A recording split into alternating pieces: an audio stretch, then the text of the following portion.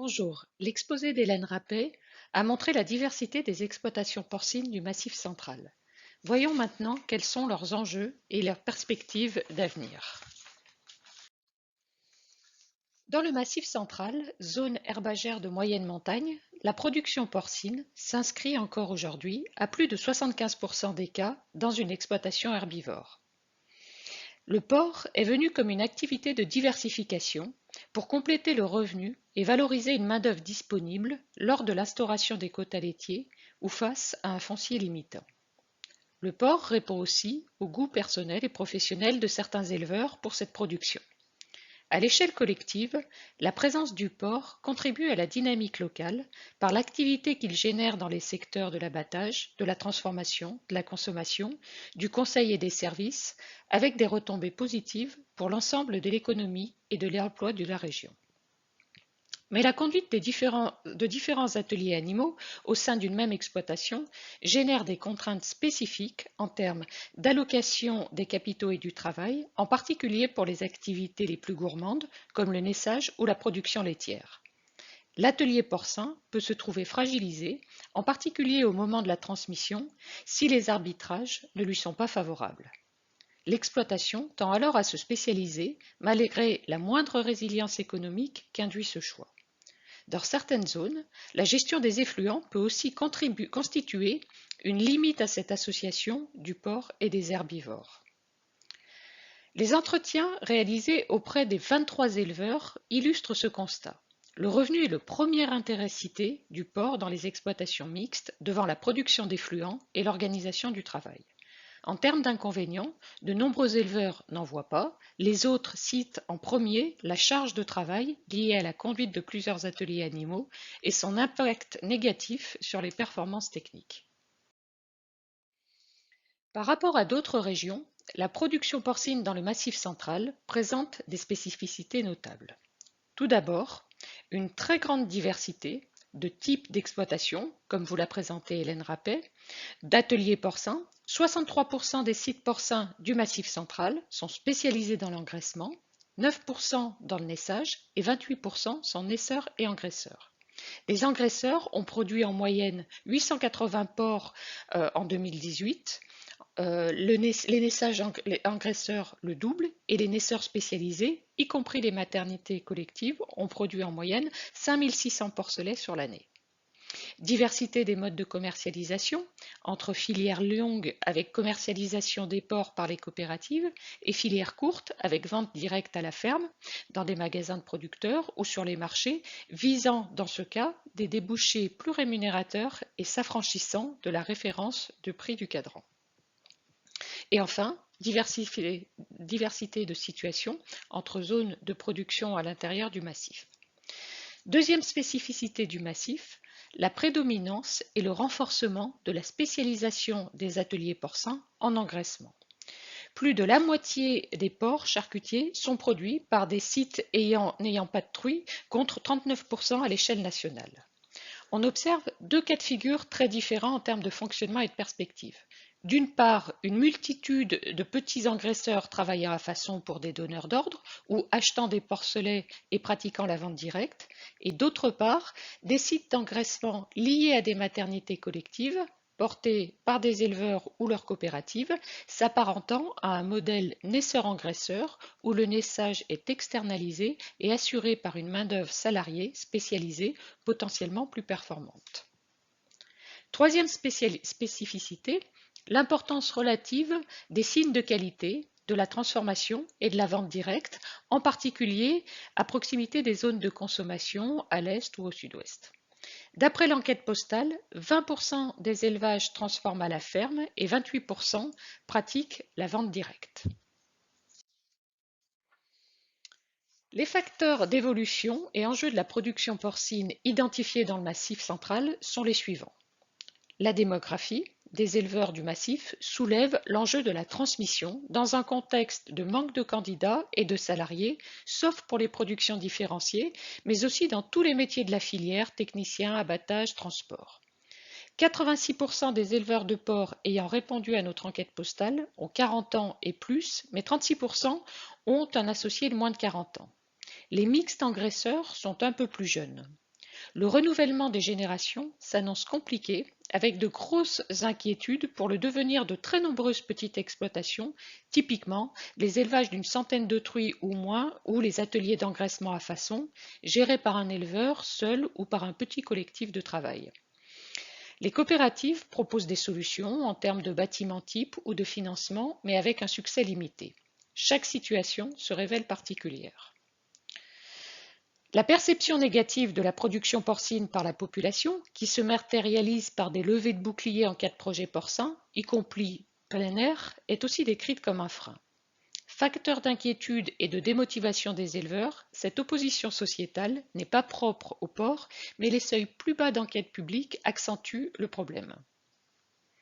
La demande des consommateurs et de la distribution en produits communiquant sur la qualité, l'origine ou le mode de production est considérée comme un facteur de maintien de la diversité des élevages dans la région. Elle est vue comme une opportunité pour la production porcine du massif, du fait de la place plus importante, on l'a dit, des filières qualité et de leur attractivité auprès des jeunes. Des réflexions sont en cours sur des bâtiments d'élevage alternatifs offrant un accès à l'air libre ou l'évolution des notices techniques des signes officiels de qualité comme le label rouge. Il n'en reste pas moins que leur maintien est conditionné par celui des volumes de production conventionnels. La rentabilité et la compétitivité des exploitations porcines du massif restent un enjeu déterminant de l'évolution de la production porcine locale. Les coûts de production sont pénalisés par des coûts d'intrants plus élevés et des performances moindres en lien avec l'état des bâtiments. Leur modernisation et la recherche de solutions financières pour accompagner l'investissement sont un enjeu important. L'évolution des politiques publiques aura aussi un effet sur la production porcine régionale. De nouvelles réglementations sur l'environnement ou le bien-être animal généreraient des besoins d'investissement importants, difficilement mobilisables par de petits ateliers. Par ailleurs, quelle compensation à venir des handicaps naturels?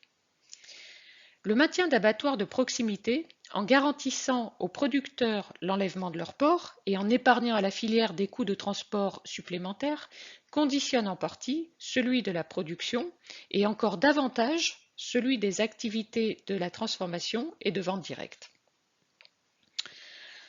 Enfin, les OP porcines jouent un rôle décisif sur la dynamique de production en impulsant une vision, en garantissant des débouchés, en proposant un accompagnement technique, économique et financier avec par exemple des programmes de développement de bâtiments type, en liant l'engraissement et le naissage par des maternités collectives ou en sécurisant le revenu des producteurs par des contrats qui rassurent par ailleurs les partenaires financiers. Au vu de ces facteurs et enjeux d'évolution, quelles perspectives se dessinent à 5-10 ans pour la production porcine du Massif central? Entre les deux derniers recensements de 2000 et 2010, le Massif central a perdu 71% de ses élevages et 24% de son cheptel porcin. Avis unanime à l'est du Massif, plus nuancé au nord et au sud, cette baisse de l'effectif porcin semble vouée à se poursuivre. Des leviers d'action sont envisagés par les acteurs régionaux pour susciter des vocations et contrer cette baisse. Replacer la production porcine dans la formation des jeunes, accueillir des alternants pour leur faire découvrir les métiers de la filière, communiquer sur les intérêts du porc, mis en lumière par exemple par le projet Apporte. Aujourd'hui, 3/4 des porcelets engraissés par les engraisseurs spécialisés du Massif central proviennent de naisseurs ou naisseurs-engraisseurs situés dans le massif. Mais l'approvisionnement en porcelet pourrait devenir plus problématique et ce taux d'auto-approvisionnement baisser avec le choix d'éleveurs de s'installer ou de se spécialiser en engraissement et de certains naisseurs-engraisseurs d'engraisser eux-mêmes leurs porcelets excédentaires. La taille moyenne des sites de naissage, hors maternité collective, dans le Massif central est d'une centaine de truies, un modèle voué à disparaître. Les maternités collectives sont la piste privilégiée, mais la question se pose de leur financement, de leur gestion et de leur rentabilité.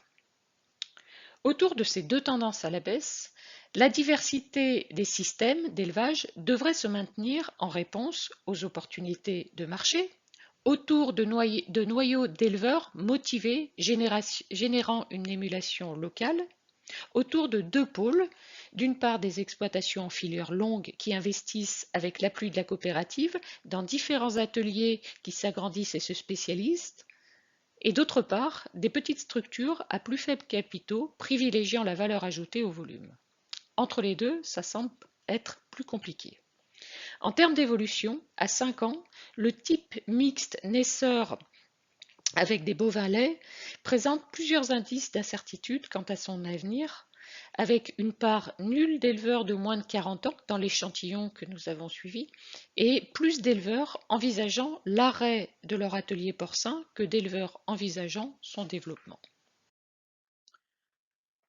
En conclusion, dans un contexte d'agrandissement et de spécialisation des élevages, un contexte global, les exploitations mixtes associant bovins et porcins se reconfigurent dans le Massif central et elles conservent une place essentielle dans la production porcine et les territoires d'élevage herbivore du Massif central. Des tendances se confirment ou se dessinent. La baisse de l'activité porcine, en particulier du naissage, dans de nombreuses exploitations laitières, en lien avec le poids et de l'astreinte et leur perte d'attractivité. La structure relativement grande de ce type d'exploitation, avec la présence de salariés, ne semble pas suffire pour assurer le maintien de ces ateliers porcins d'une centaine de truies. Deuxième point, le développement de l'engraissement de porcs dans des exploitations allaitantes, en lien avec la faiblesse du revenu qu'elles dégagent. Ces systèmes porcins bovins-viande présentent eux aussi des fragilités qui posent question pour leur avenir. Des collectifs de travail souvent réduits, des bâtiments et des éleveurs qui vieillissent, leur maintien nécessitera des soutiens à l'investissement particuliers. Enfin, et dans l'ensemble des élevages, la recherche de valorisation par des signes de qualité ou la transformation à la ferme et de sécurisation du revenu par des contrats. Je vous remercie de votre attention.